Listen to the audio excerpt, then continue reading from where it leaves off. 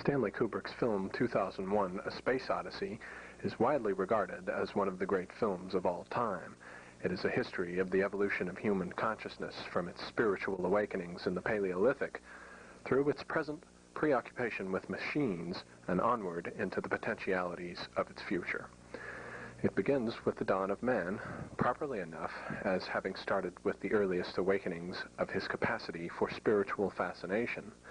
The monolith, which is the central symbol of the film, is the personification of the mystery of being itself, which serves as the catalyst for lifting man up out of the darkness of his animal nature and into the realm of the sacred. The monolith recalls the Kaaba, the great black stone around which the Muslims daily circle. We think also of Wolfram von Eschenbach's Parzival, in which the Grail is there represented as a stone brought down to earth by the neutral angels in heaven. We think also of the Philosopher's Stone of alchemy, which transmutes base metals into gold. Here, the base metals would be equivalent to man's animal nature, which is transmuted through his capacity for awe and wonder into the gold of his properly human consciousness. It is only after the awakening of man to the plane of a higher dimension of awareness than that represented by the merely physical world that his transformation to the stage of technical proficiency begins. In the following scene, we have an oblique reference to the findings of Raymond Dart, who unearthed a series of bone tools which are generally thought to represent the earliest tools in the world. The lower jaws of antelopes had been cut in half to be used as saws or knives. Gazelle horns with parts of the skull attached may have been used as digging tools. Indeed, these findings are attributed to the ingenuity of Homo habilis, the handyman, who also made the earliest stone tools as well. In the words of Oswald Spengler, man is a beast of prey. Technology is the very strategy of life, the essential form of action in the battle that is life itself. Early man, it would seem, was distinguished from his Australopithecine forebears not only in terms of his capacity for spiritual awareness, but apparently also for a newfound aggressiveness as well, since the Australopithecines were vegetarians. Or, in the words of the great poet Robinson Jeffers, "Therefore man walks erect, forever alerted. As the bear rises to fight, so man does always. Therefore he invented fire and flint weapons in his desperate need. Therefore he is cruel and bloody-handed and quick-witted, having survived against all odds. Never blame the man, his hard-pressed ancestors formed him. The other anthropoid apes were safe in the great southern rainforest, and hardly changed in 1,000,000 years. But the race of man was made by shock and agony." In the following scene, for example, Kubrick refers to Freud's theory of the birth of civilization and religiosity as having begun with a primordial murder. In his book, Totem and Taboo, Freud suggests that early man traveled in packs like animals with a single male dominant who would have possession of all of the females. Certain young males were forced out of the group and subsequently decided, like the brothers Karamazov, to murder the patriarch. The necessity for expiating the guilt of this murder produced myth and ritual, and in particular the myth of the sacrifice and communion meal. Civilization was therefore founded on death. Several million years after the birth of man's initial consciousness, the technological proficiency bequeathed to him by the great minds of the Renaissance and Baroque eras, men such as Galileo, Kepler, and Newton, has enabled him to step forth from the earth to the moon, and therewith a new stage of his consciousness has arrived, wherein the archaic separation of the heavens from the earth, reinforced by his outdated cosmologies, is no longer possible. The monolith, however, is to be found at every point in the film where such transformations take place, for it is the magical lapis, or alchemical stone, which seduces him ever upward and onward into higher and higher realms of awareness. It is worth remarking here that no matter how advanced man's technology has become, the monolith is just as impenetrable to him as it was in the Paleolithic.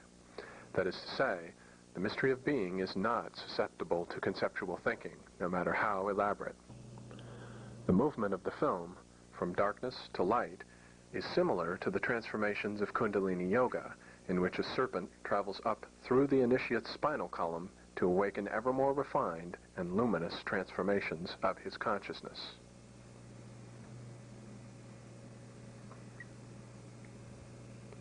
The spaceship here resembles a human spinal column with its head and trunk, indeed, to a remarkable degree. Technology, as we have seen, and as Marshall McLuhan has pointed out for us, originated as an extension of man's physiology. His machines and tools constitute the exoskeleton of his anatomy and arose as a necessary adaptation to his environment.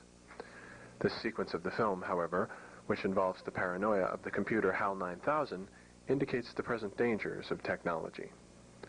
As Mary Shelley, in her classic novel Frankenstein, has warned us, there comes the inevitable danger when technology reverses from its original position as the servant of man and becomes his dictator.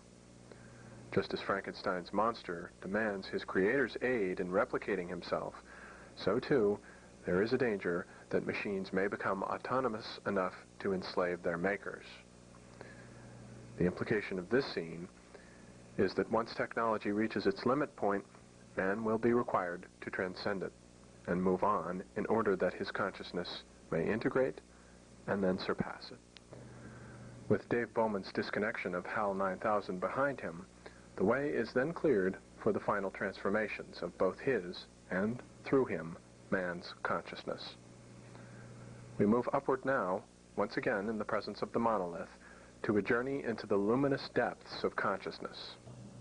The philosopher Arthur Young, in his book The Reflexive Universe, suggests that light, which is without mass and for which neither time nor space exists, is the source not only of human consciousness, but serves in the form of the electromagnetic spectrum as the basis of the physical world itself. Indeed, light is traditionally the goal of all practices of esoteric religiosity, such as yoga or mysticism. We think, for example, not only of the upper chakras of Kundalini Yoga, but of the highest realms in the Tibetan Book of the Dead. The world of dreams themselves are luminous with their own internal radiance, like the weird phosphorescence given off by fish in the darkest depths of the sea. It is, ironically, only within the most fathomless darknesses that the brightest and most serene luminescence is to be found, just as the fact of death itself is very often the source of man's most profound imaginings. And so it is to the world of dreams that Kubrick brings us in his concluding visions. The enigmatic sequence involving Bowman's death, for example, is a profound symbol of the tired old age of man himself. The monolith is once again present, serving here as the protogenetic womb of consciousness, analogous to deep, dreamless sleep. It is the mysterious source of all consciousness, both physical and luminous, and receives every dead leaf, empty shell, or husk of matter that has run its course and imparts to it new life. Here, Dave Bowman is returned to a mysterious embryonic womb, glowing with its own radiant energies, where the husk of his physical exterior, and with it, the physical concentrations of man's consciousness, are to be left behind, and his soul, as well as man's, is made ready for its transition to a new existence among the radiant realm of the stars.